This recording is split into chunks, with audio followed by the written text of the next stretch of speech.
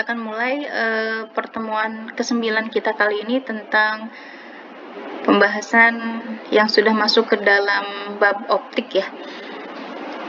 Nah, di sini kita perlu mengetahui sejarah dari perkembangan ilmu optik. Ya, kata optik berasal dari bahasa Latin yang artinya tampilan. Nah, kadang kita ini ya sering tertukar ya optik dengan optika. Ya, optika adalah cabang fisika yang menggambarkan perilaku atau sifat-sifat cahaya dan interaksi cahaya dengan materi. Nah, intinya optika membahas tentang gejala-gejala optik. Jadi bagaimana cahaya mengenai suatu materi. Nah, seperti itu ya.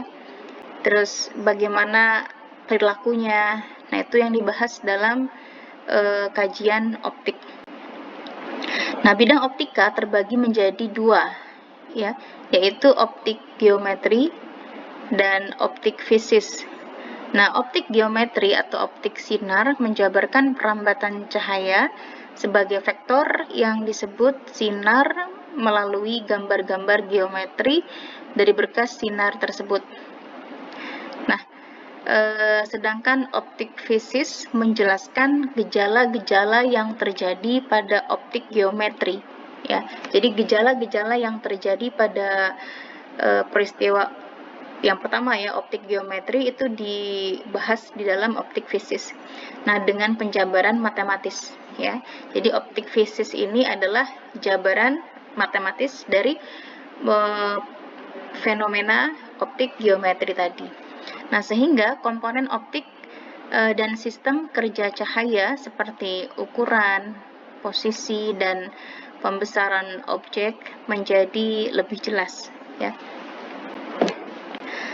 Nah, di dalam perkembangan ilmu optik, di sini kita kenal beberapa ilmuwan ya, yang memang mungkin sudah tidak asing kalian dengar. Di antaranya adalah Euclides, itu hidup sekitar abad ke-4 sebelum Masehi. Nah, sebenarnya kalau misalkan kita membahas tentang ilmuwan yang berpengaruh terhadap suatu topik ya, misalkan ilmuwan yang berpengaruh dengan topik ilmu aljabar ataupun astronomi ataupun ini optik ya, itu sangat dipengaruhi oleh aliran-aliran filsafat ya. Jadi kalau misalkan di satu buku nanti yang mungkin kalian sempat baca itu beberapa tokoh pencetus ilmu dalam kajian optik. Nah, itu sedikit berbeda ya dengan poin-poin di sini. Jangan aneh ya, intinya jangan aneh, karena memang penyebutan tokoh-tokoh ilmuwan itu sangat dipengaruhi oleh yang pertama dia mau meninjau ilmu di daerah mana, ataupun dari segi filosofinya siapa gitu kan, itu sangat berpengaruh ya. Kalau misalkan kita sedang mengkaji Islam dan sains misalkan ya, nah tentunya saya harus menyampaikan ilmuwan muslim yang memang berkiprah di dalam kajian optik, seperti itu. Nah, di sini karena memang di sini disampaikan oleh penulis UIN Sunan Kalijaga ya, Yogyakarta ya. Nah, disampaikan Euclides. Nah, sebagai salah satu yang memprakarsai ataupun mengkaji tentang optik, seorang matematikawan dari Alexandria dikenal sebagai Bapak Geometri ya. Nah, dalam bukunya yang berjudul Elemen, ia mengemukakan teori bilangan dan geometri. Nah, menurutnya satu hal yang paling penting untuk dicatat bahwa dalam pembuktian teorema-teorema geometri tidak diperlukan adanya contoh dari dunia nyata, tetapi cukup dengan dedukasi logis menggunakan aksioma-aksioma yang telah dirumuskan. Nah, ini kita sedang berbicara sejarah ya. Kalau sejarah itu kan sangat kental dengan yang namanya filsafat ya. Nah, yang selanjutnya Johannes Kepler. 27 Desember 1571 sampai 15 November 1630. Johannes Kepler, seorang tokoh penting dalam revolusi ilmiah, adalah seorang astronom Jerman, matematikawan, dan astrolog. Nah, dia paling dikenal melalui hukum gerakan planetnya, ya. Jadi hukum Kepler ya, kalau misalkan kita di fisika. Dia kadang dirujuk sebagai astrofisikawan teoretikal pertama. Meski Carl Sagan juga memanggilnya sebagai ahli astrologi ilmiah terakhir. Nah, orang Eropa abad ke-16 sangat mengagumi komet. Maka pada suatu malam, sewaktu sebuah komet yang dipopulerkan oleh astronom Denmark, Tycho Brahe, terlihat di langit ya. Nah, Katerina Kepler membangunkan putranya ataupun istrinya Kepler ya, membangunkan putranya Johannes. Maksud saya ibunya ya, ibu Johannes Kepler yang berusia 6 tahun untuk menyaksikan komet itu. Nah, lebih dari 20 tahun kemudian, sewaktu Brahe meninggal, siapakah yang dilantik Kaisar Rudolf II untuk menggantikan jabatan Brahe sebagai matematikawan kekaisaran? Nah, pada usia 29 tahun ya, 29 tahun. Saya sekarang umurnya 31 tahun. Ya. Berarti beda 2 tahun ya, 2 tahun lebih muda. Seandainya Johannes Kepler ya hidup di masa kita ya. Nah, beliau sudah dinobatkan sebagai pengganti ini ya, Brahe ya, matematikawan. Sangat muda sekali ya. Nah, Johannes Kepler menjadi matematikawan kekaisaran untuk Kaisar Romawi Suci, beserta ahli astrologi Kerajaan Jenderal Wallenstein, suatu jabatan yang ia pegang hingga akhir hayatnya. Nah, jadi sampai Kepler meninggal ya, beliau adalah seorang matematikawan, juga seorang profesor matematika di Universitas Graz. Nah, karir Kepler juga bersamaan dengan karir Galileo Galilei. Nah, pada awal karirnya Kepler adalah asisten Tycho Brahe. Jadi ya asisten utama ya. Asisten itu kan artinya yang membantu ya. Yang membantu, entahlah mungkin kalian. Jadi makanya satu kehormatan kalau misalkan dulu saya kuliah, kalau ada dosen saya meminta tolong ya, seperti itu rasanya senang. Jadi kalau misalkan kita bisa menjadi bagian dari guru kita, bisa menjadi bagian dari dosen kita, ya punya gaya ataupun interaksi ilmu tersendiri lah, seperti itu ya, yang berbeda tentunya. Nah, yang ketiga, Wilbrord Snellius. Nah, jadi yang mungkin sering kita kenal dengan hukum Snellius ya, terlahir dengan nama Wilbrord Snell van Rooyen, lahir di Leiden. Nah, adalah ilmuwan berkebangsaan Belanda dalam bidang astronomi dan matematika. Nah, Wilbrord Snellius dikenal dengan hukum pembiasan cahaya ya. Jadi yang sering kita katakan hukum Snell ya, seperti itu. Nah, terus selanjutnya Christian Huygens. Ia merupakan ahli matematika Belanda dan ahli fisika. Lahir di Den Haag sebagai anak dari Constantine Huygens. Nah, ahli sejarah umumnya mengaitkan Huygens dengan revolusi ilmiah. Christian umumnya menerima penghargaan minor atas perannya dalam perkembangan kalkulus modern. Ia juga mendapatkan peringatan atas argumennya bahwa cahaya terdiri dari gelombang. Nah, tahun 1665 ia menemukan bulan Saturnus Titan. Nah, ini ke dalam bidang astrofisika ya.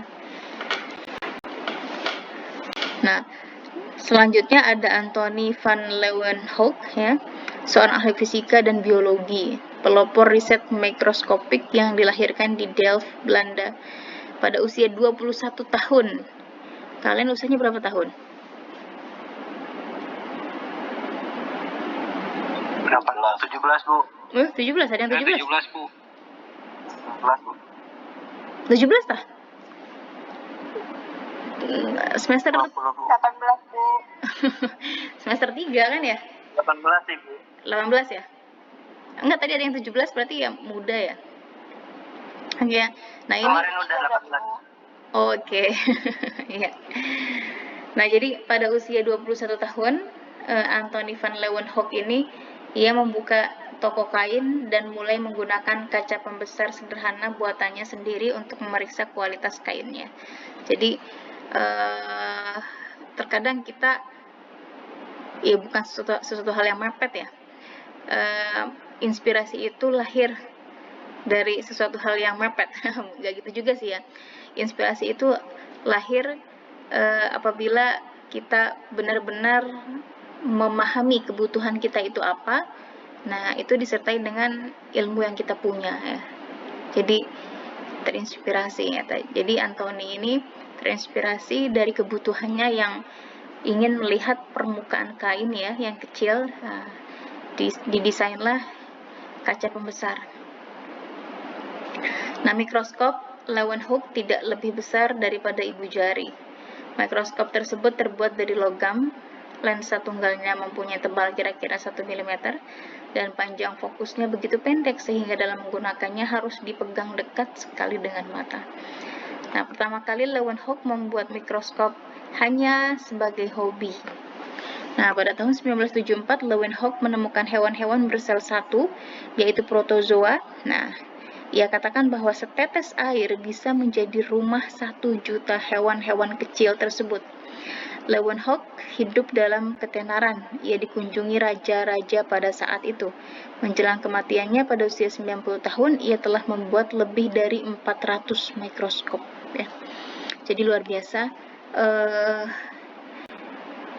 Beliau sebelum meninggal ya sudah mengkaryakan, mendedikasikan ilmunya sehingga menghasilkan 400 mikroskop ya. Ya, selanjutnya rangaku. Arti harfiah ilmu Belanda, ran itu Belanda ya. Adalah sebutan untuk ilmu pengetahuan, budaya, dan teknologi dari Eropa yang dikenal Jepang pada zaman Edo. Nah, ilmu-ilmu barat didapat Jepang melalui kontak dengan orang Belanda di pos perdagangan Belanda di Dejima. Nah, tadi ilmu-ilmu dari barat yang didapat dari orang Belanda memungkinkan Jepang mengejar ketinggalan di bidang teknologi kedokteran barat akibat politik isolasi yang dijalankan Kosogunan Tokugawa dari 1641 hingga 1853. Nah, melalui rangaku, orang Jepang belajar berbagai aspek revolusi ilmu pengetahuan yang berlangsung di Eropa pada waktu itu. Dengan pelajari ilmu-ilmu dari barat, Jepang memiliki dasar-dasar ilmu pengetahuan dan teknologi untuk melakukan modernisasi setelah dibukanya pelabuhan-pelabuhan Jepang untuk perdagangan dengan kapal-kapal asing pada tahun 1854. Nah, itulah beberapa orang yang berjasa terhadap kemajuan ilmu optika ya yang sedang ya kita pelajari ini. Nah, di sini kalau kita membahas tentang ilmu optik, tentunya kita tidak akan pernah terlepas dari bahasan cahaya ya.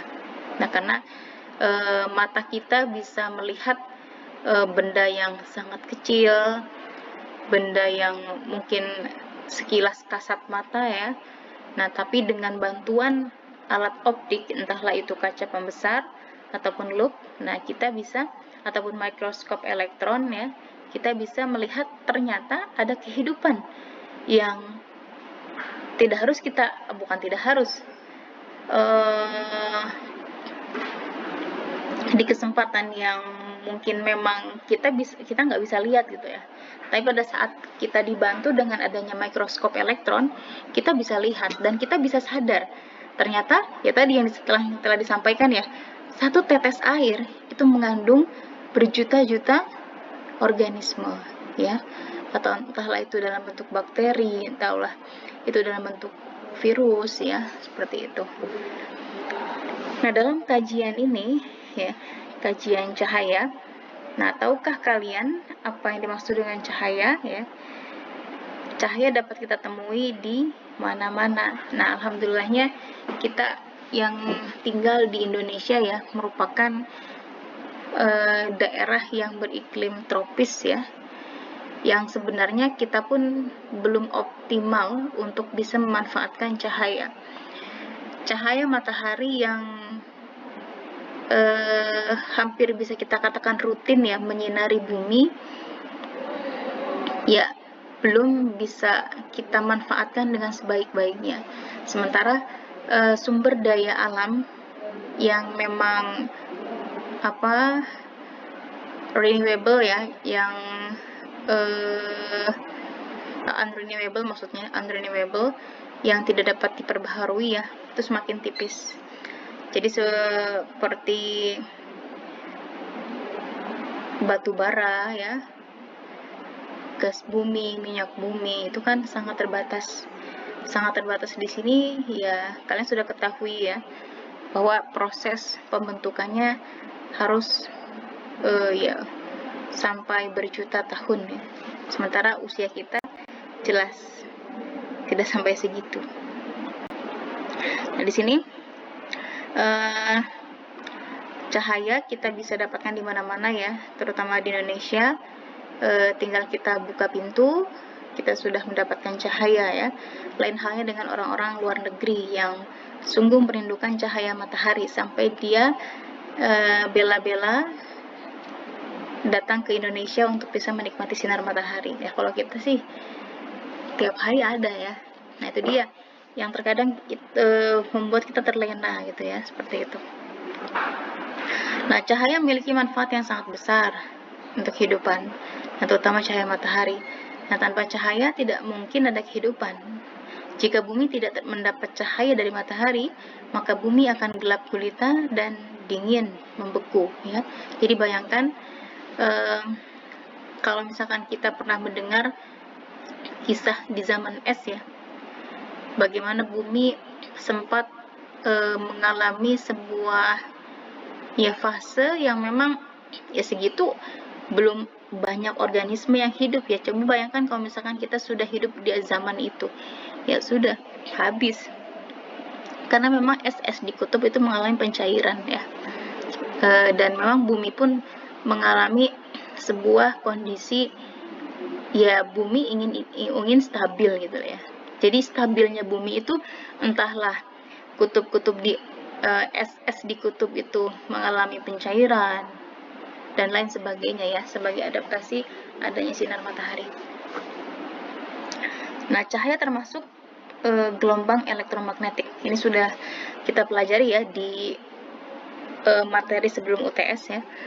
Nah, cahaya memiliki beberapa sifat yang sama dengan sifat gelombang mekanik. Nah, sifat cahaya diantaranya mengalami pemantulan. Seperti misalkan gelombang tali ya, yang sudah kita pelajari lalu. Nah, gelombang tali pun apabila kita guncangkan, itu akan mengalami pemantulan. Nah, cahaya juga mengalami pembiasan, mengalami interferensi dan pelenturan. Ada satu sifat yang tidak dimiliki gelombang mekanik, yaitu sifat polarisasi cahaya ya. Jadi sifat polarisasi cahaya ini adalah sifat spesifik yang memang dimiliki oleh ya gelombang elektromagnetik tadi ya. Nah selanjutnya para ahli telah meneliti cahaya untuk mengetahui sifat-sifat dan karakteristik cahaya. Nah ada dua pendapat mengenai cahaya. Cahaya dianggap sebagai gelombang dan cahaya dianggap sebagai partikel. Ini semua dibahas dalam fisika modern. Ya, nanti kalian akan membahas ini secara lebih detail di fisika modern. Jadi, bagaimana cahaya sebagai gelombang dan bagaimana cahaya sebagai partikel. Setiap pendapat ini mempunyai alasan masing-masing dan keduanya telah dibuktikan secara eksperimen. Nah, pada pembahasan ini akan dipelajari cahaya sebagai gelombang ya. Nah, di bawah terik matahari, kamu dapat melihat bayanganmu bergerak sesuai dengan gerakanmu. Secepat apapun kamu bergerak, bayanganmu tetap ada di dekatmu ya. Jadi horor juga ya kalau misalkan kita punya bayangan tapi kok bayangannya menjauh ya. Nah, ketika hari berubah menjadi mendung, bayanganmu tidak terlihat. Nah, kemana bayangannya? Jadi kita bisa melihat bayangan kalau misalkan ya matahari ada di sekitar kita ya, tapi tidak juga ada di tepat. Kalau misalkan matahari berada di tepat ubun-ubun kita, ya sama, itu nggak ada bayangan. Jadi kita nggak usah terlalu parno ya kalau misalkan di satu titik di Indonesia yang memang dia tuh titik 0 derajat ya. Ya maksudnya titik dia tepat berada di pusat Khatulistiwa ya. Kan kalau misalkan tempat yang ada tepat di Khatulistiwa itu matahari tepat di atas ubun-ubun ya pada saat itu. Nah itu nggak ada bayangan ya. Jadi kita nggak usah kabur kalau misalkan pada saat itu kok kita nggak punya bayangan gitu ya. Ya bukan berarti apa-apa, berarti matahari tepat ada di atas ubun-ubun kita. Itulah yang membedakan bagaimana seorang yang terpelajar memahami sebuah fenomena ya. Seperti itu. Jadi secara ilmiah lah ya, kalian harus mengkaji. Jadi tidak serta-merta, wah kok nggak ada bayangannya, wah berarti gitu kan ya.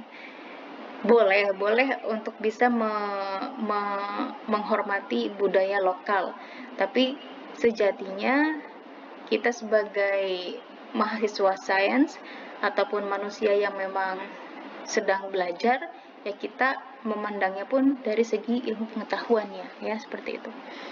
Oke. Selanjutnya, matahari mempunyai fungsi yang sangat penting bagi bumi. Nah, energi pancaran matahari telah membuat bumi tetap hangat bagi kehidupan. Membuat udara dan air di bumi bersirkulasi, tumbuhan bisa berfotosintesis, dan banyak hal lainnya. Okay. Sinar matahari diketahui memang memberikan pertumbuhan dan tenaga bagi semua makhluk hidup. Jadi ini adalah beberapa manfaat dari sinar matahari ya, yang secara cuma-cuma kita bisa dapatkan di tempat kita. Oke, mungkin ada pertanyaan dari perkembangan optik, ilmu optik ya. Jadi di bahasan kita kali ini kita membahas tentang perkembangan ilmu optik dan alat-alat optik. Nah, di buku ini ditempatkan di bagian akhir ya, seperti itu. Jadi makanya kenapa tadi saya sampaikan silahkan baca modul yang memang berdasarkan topik dari RPS ya, seperti itu. Silakan bila ada yang mau ditanyakan.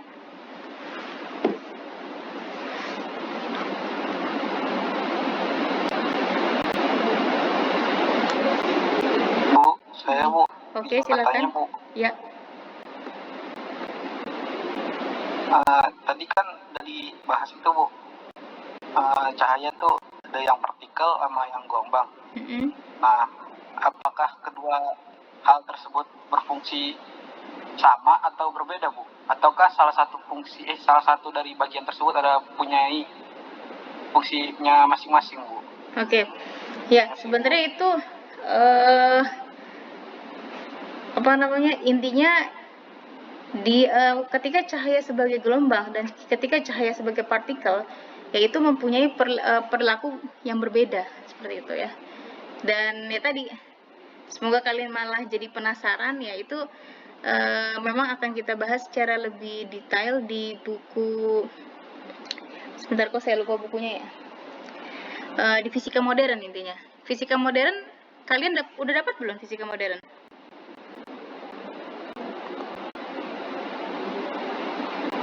Fisika modern sudah dapat belum ya? Oh, berarti mungkin semester depan. Iya. Semester depan ya. Nah, jadi nanti di fisika modern itu akan dibahas cahaya sebagai gelombang dan cahaya sebagai partikel, itu masing-masing bab ya. Jadi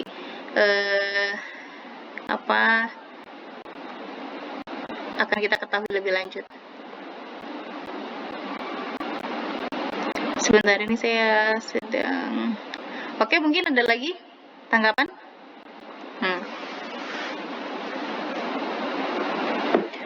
Kalau misalkan kita membahas kepersamaannya, ya nanti akan berbeda juga. Jadi intinya ketika cahaya sebagai gelombang dan ketika cahaya sebagai partikel itu masing-masing memiliki karakteristik yang berbeda, kayak gitu. Ya, nanti insya Allah kita akan sama-sama belajar. harapannya sih kalian biar penasaran. Dari orang yang penasaran itu seharusnya kita kepo ya. Apa sih cahaya sebagai gelombang? Nah, apa sih cahaya sebagai partikel? Nama bukunya saya lupa. Jadi bukunya sudah ada dalam bahasa Indonesia. Pada saat dulu saya kuliah S1, bukunya masih dalam bahasa Inggris. Tapi sekarang sudah dialih bahasakan, sudah diterjemahkan oleh penerbit Erlangga ya. Kok saya lupa ya nama penerbitnya. Nanti saya coba itu apa sih? Nanti coba saya share ya. Karena memang bukunya akan digunakan pada saat kalian belajar fisika modern. Silakan, ada tanggapan lagi?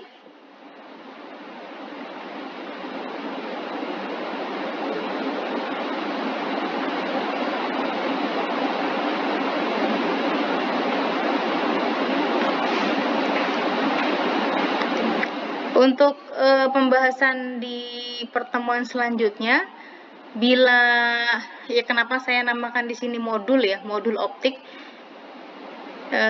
Misalkan di sini, RPS-nya belum saya tampilkan ya. Sebentar, coba saya tampilkan ya. Nah, ini RPS.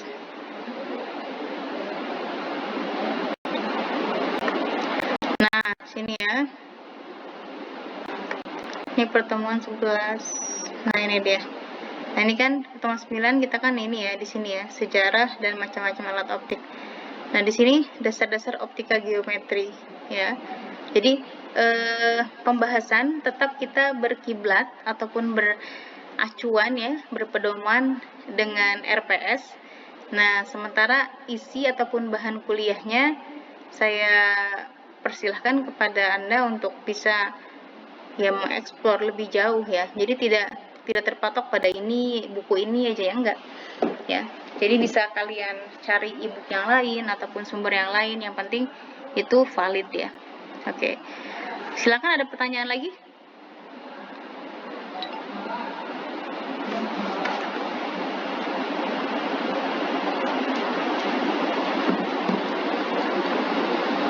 Ya, kalau di sini memang sinyalnya ya. Oke, saya lanjutkan ke alat-alat optik ya. Nah, alat-alat optik. Nah, banyak sekali aplikasi-aplikasi optik yang berkembang seiring dengan perkembangan teknologi ya terbaru ini ya. Aplikasi-aplikasi optik tersebut dibuat dengan menerapkan konsep-konsep, prinsip-prinsip, dan hukum-hukum fisika tentang optik seperti sifat-sifat cahaya, pemantulan, dan pembiasan. Nah, kita pun sudah mempelajari ya sifat-sifat benda yang dapat memantulkan cahaya seperti cermin, benda yang dapat membiaskan cahaya, termasuk lensa ya, dengan mempelajari kedua sifat benda tersebut.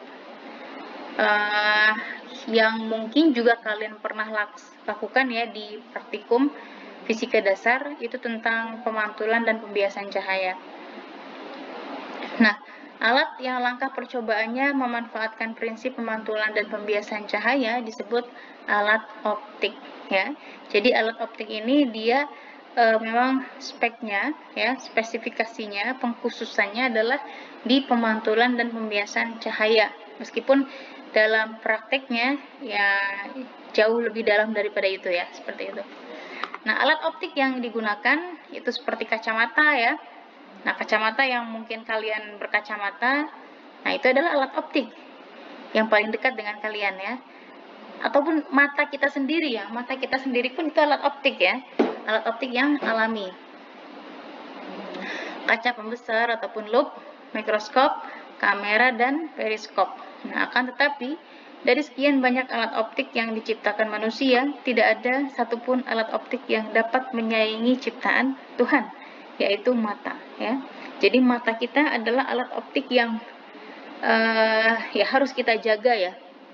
Ya kemarin saya sempat memeriksakan mata ya, karena memang yaitu dia mungkin karena faktor usia juga, faktor kalau misalkan kita terlalu banyak menghadap laptop ataupun menghadap HP ya, itu kan sangat berpengaruh kepada kefokusan jatuhnya bayangan pada retina ya.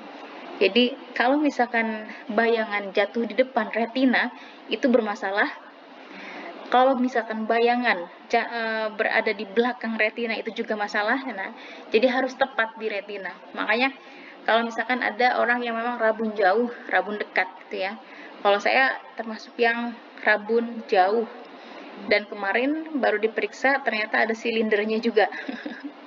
Jadi ya luar biasa ya. Kalau misalkan mata kalian masih sangat jelas melihat benda-benda yang jauh ataupun masih nyaman, ya alhamdulillah, disyukuri ya, seperti itu.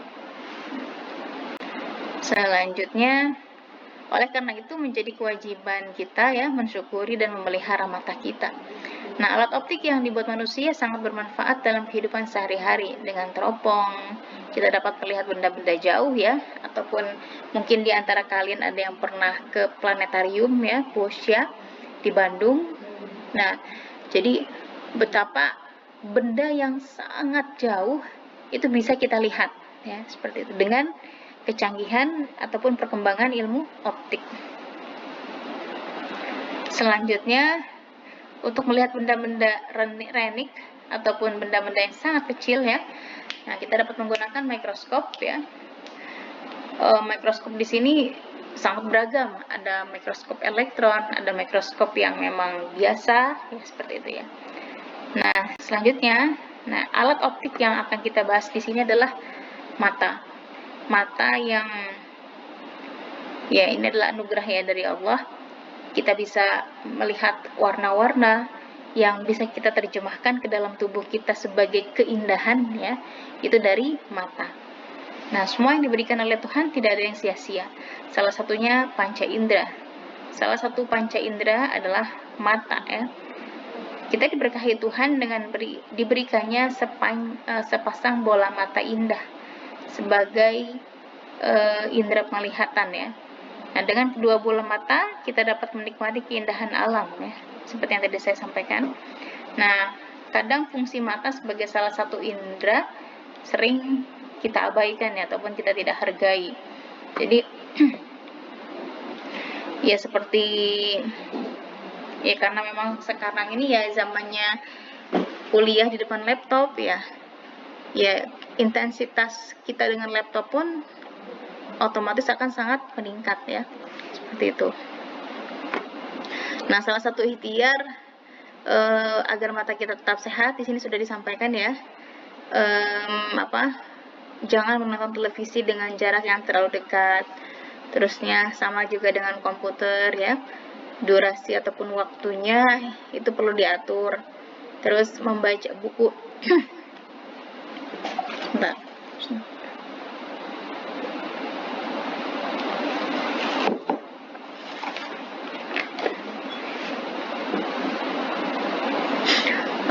Membaca buku sambil tiduran ya, dengan cahaya remang-remang ya.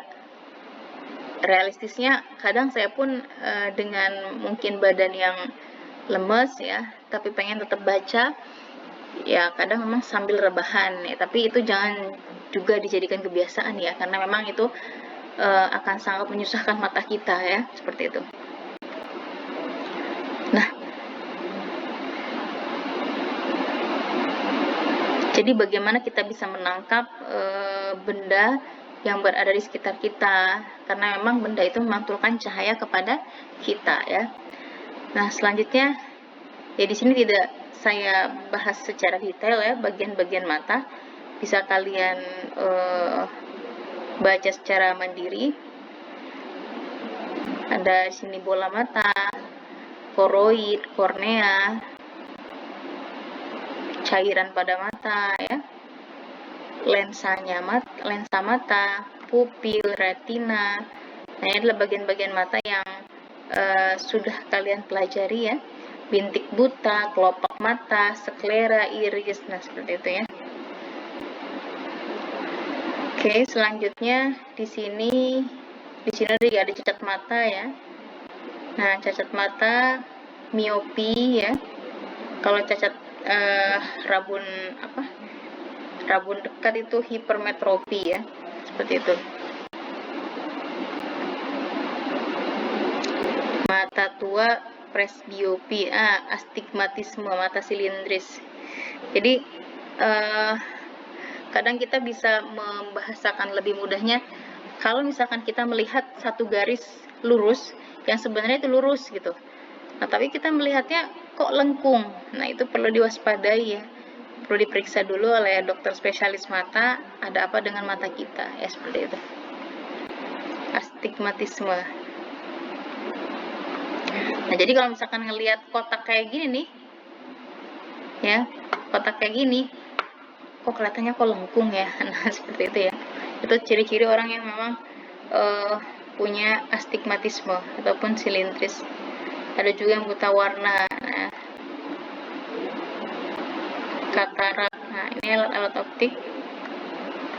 Selanjutnya ini ada kaca mata ya, ada kacamata. Nah, kacamata modern biasanya memiliki alas di bagian hidung. Nah, kacamata dahulu termasuk pince nez, monocle dan lorgnette ya. Kacamata ya mungkin sekilas tidak banyak perubahannya ya. Jadi mungkin kalau misalkan di sini ada penampang hidung ya, terus ya sebenarnya model lensanya aja sih yang dimodif ya.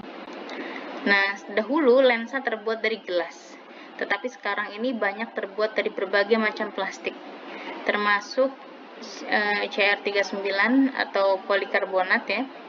Nah, bahan tersebut dapat mengurangi bahaya pecahnya gelas dan beratnya gelas. Nah, beberapa jenis plastik juga memiliki sifat optik yang lebih handal dari gelas, seperti penerusan cahaya tampak yang lebih baik dari penyerapan cahaya ultraviolet yang lebih baik. Itu ya. Di sini, nah ini untuk pemeriksaan mata ya, seperti itu.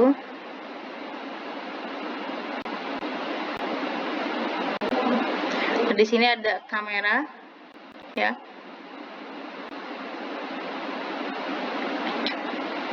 Nah, di samping sini, samping bagian A itu adalah kamera digital ya, dan yang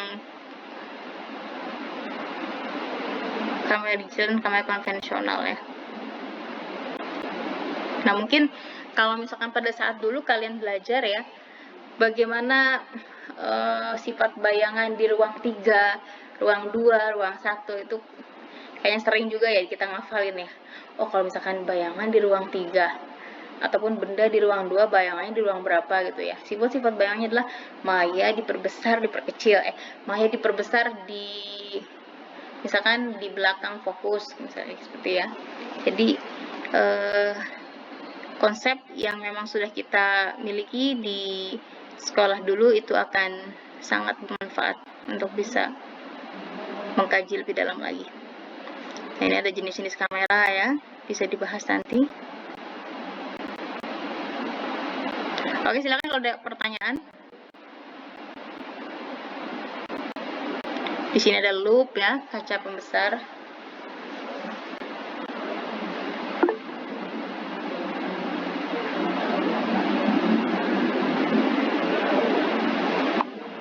Silakan kalau ada pertanyaan. Ibu mohon izin. Iya.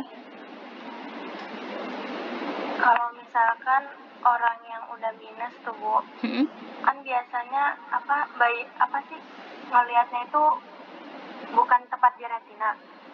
Terus tuh ada kayak misalkan apa Bu namanya kayak terapi kayak gitu tuh beneran nggak sih Bu? Oh, terapi. Ngembaliin itunya biar tepat di retina lagi. Bayangannya ya, bayangnya. Oke. Iya. Ya sebenarnya yang namanya terapi itu kan ikhtiar ya. Sama dengan kita minum obat gitu loh. Oh iya, BTW minum obat saya belum pakai obat mata. Karena bener-bener baru kemarin saya periksa mata saya ya. Ini kenapa kok pusing gitu ya, pusing. Terus ya memang sih kacamatanya ganti 2 tahun sekali ya. Ternyata setelah diperiksa ya saya ada astigmatisme, saya ada silinder. kayak gitu ya, selain memang minus. Nah, adapun ada treatment mengurangi minus, ya itu sekali lagi adalah usaha kita ya. Kayak misalkan gini, saya misalkan dengan kondisi yang memang mata minus dan silinder ya, dokter memberikan saya obat. Nah, dokter pun berpesan kepada saya, banyakin sayur misalkan, banyakin vitamin A. Nah, ya itu adalah upaya untuk bisa matanya normal lagi, gitu bisa. Bahkan saya itu bulan Juni periksa mata, itu mata yang sebelah kanan itu sempat minus 4,25 apa ya.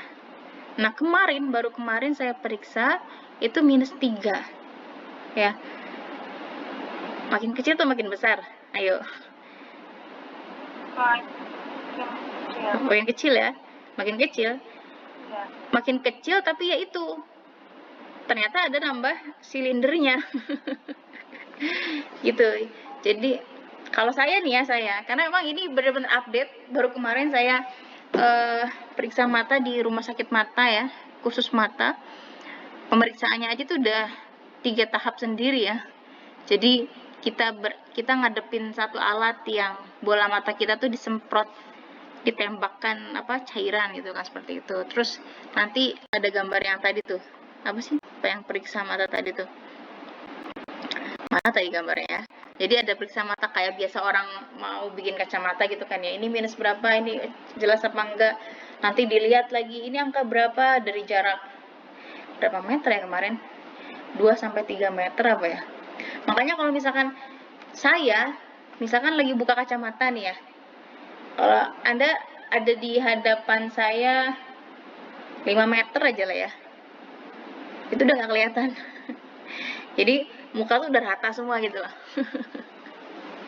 Jadi mohon maaf kalau misalkan mungkin saya nggak nyapa gitu, karena emang nggak kelihatan ya, seperti itu. Saya pakai kacamata dari SMP. Dari SMP saya tuh. Ya jadi ya mungkin karena kebiasaan, malah saya belajar itu lampunya terang banget gitu. Jadi mata tuh melek gitu. Jadi kalau misalkan ya lampu remang-remang ya ngantuk lah ya. Makanya saya kenapa kalau belajar itu suka sama cahaya yang terang, tapi ya itu kebablasan, terangnya terang banget gitu, jadi merusak mata juga. Gitu ya. Jadi kalau yang kayak gitu-gitunya jangan ditiru ya. Seperti itu. Gitu. Oke, ada pertanyaan lagi? Bisa berkurang. Bahkan kalau misalkan teteh nih coba berkala, tapi ya bayar juga sih. Tapi kalau misalkan pakai BPJS, kemarin kan saya memang pakai BPJS ya, kalau BPJS itu tercover BPJS. Saya nggak bilang gratis ya, karena BPJS kan kita bayar ya. Ya itu tercover BPJS. Nah misalkan bulan ini, misalkan kepo nih ya, bulan ini coba cek minusnya. Nah bulan depan sama nggak? Kalau yang saya alami itu akan selalu berbeda minusnya. Seperti itu ya. Gitu. Oke, mungkin ada pertanyaan lagi?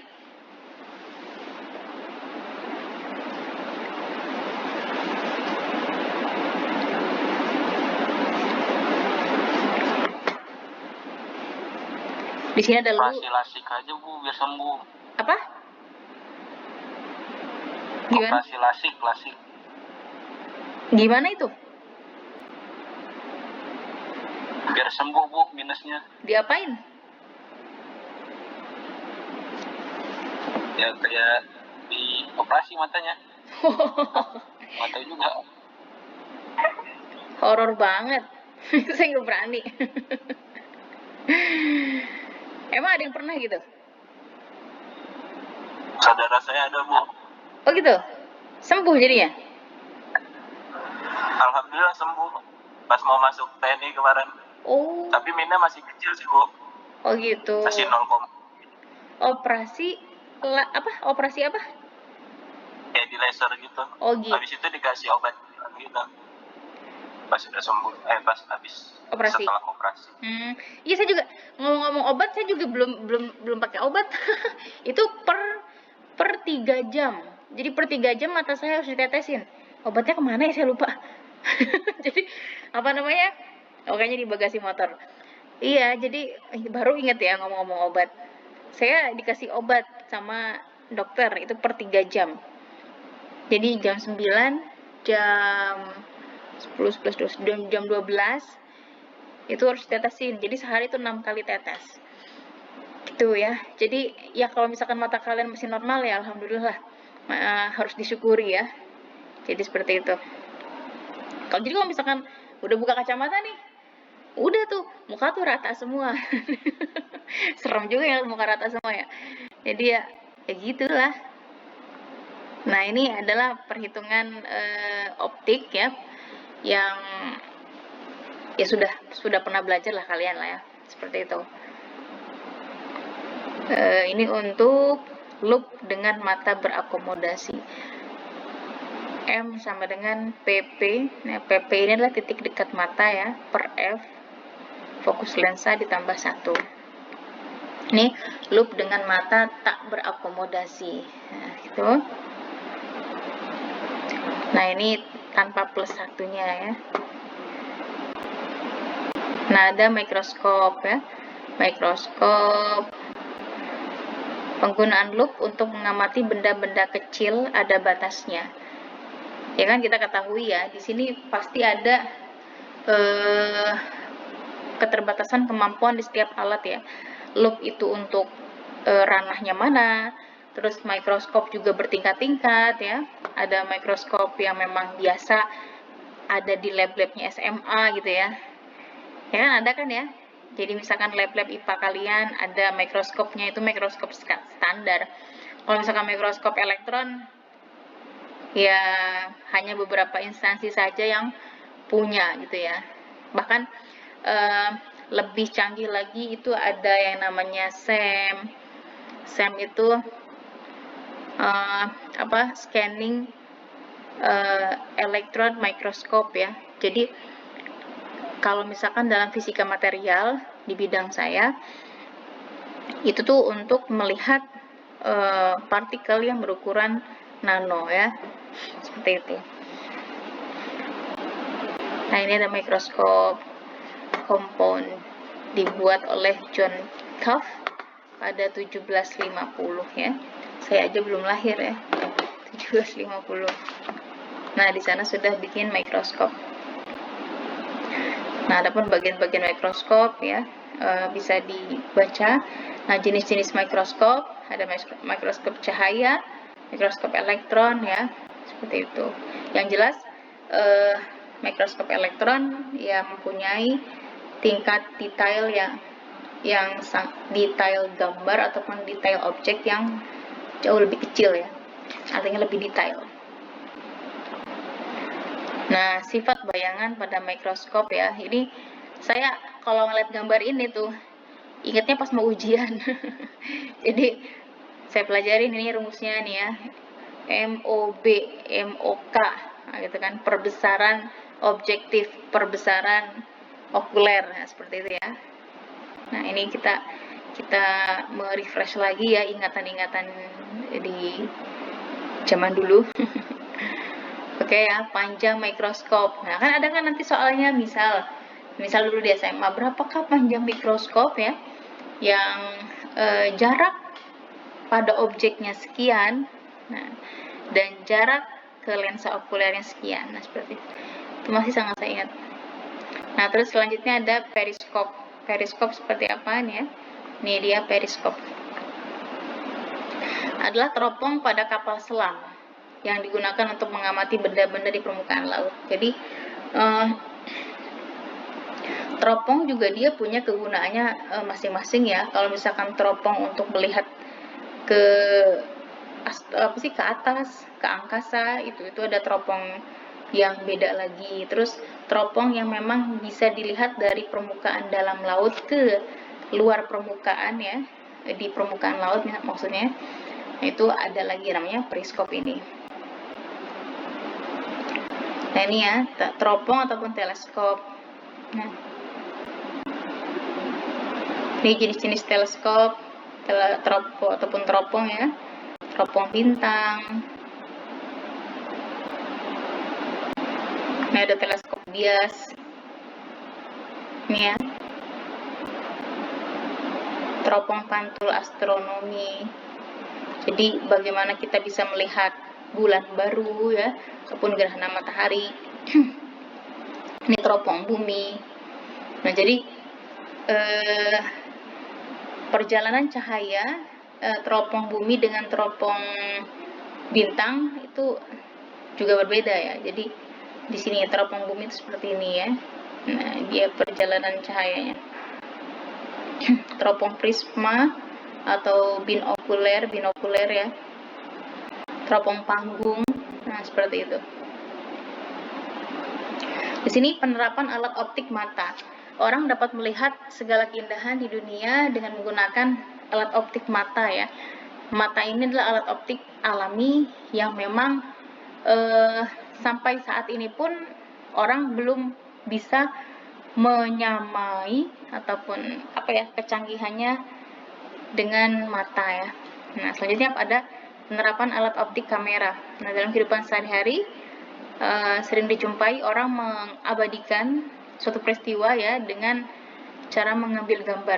Nah, jadi entahlah kita bahasakan dengan selfie ya, seperti itu, yaitu adalah salah satu manfaat dari kemajuan ilmu optik ya. Ada loop ya, ada mikroskop, ada teleskop ya. Tentunya mikroskop itu adalah alat optik yang kita gunakan untuk bisa melihat benda yang sangat kecil, ataupun teleskop itu benda yang memang sangat jauh ya.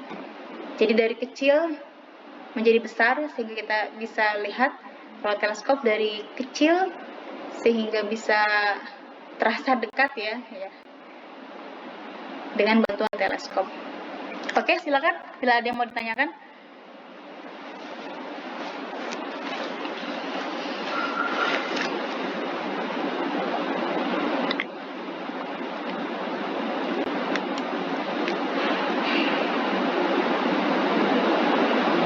Ini ya pembukaan untuk sebelum kita benar-benar memasuki ataupun mendalami topik-topik kajian optik ya. Nah, untuk pertemuan ke-10 nanti kita akan konsen ke dasar-dasar optika geometri ya. Hakikat cahaya yang tadi sudah saya singgung di awal ya. Refleksi dan refraksi, dispersi cahaya, terus asas Huygens dan Fermat.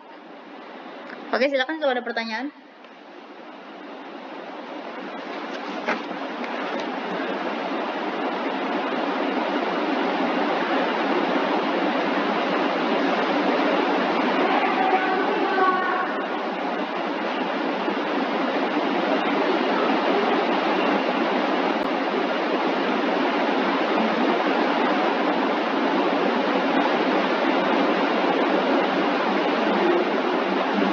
Bagaimana?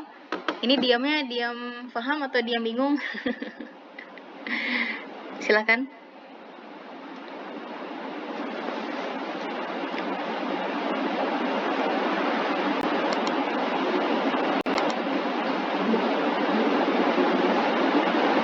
Sudah cukup mungkin? Ada pertanyaan?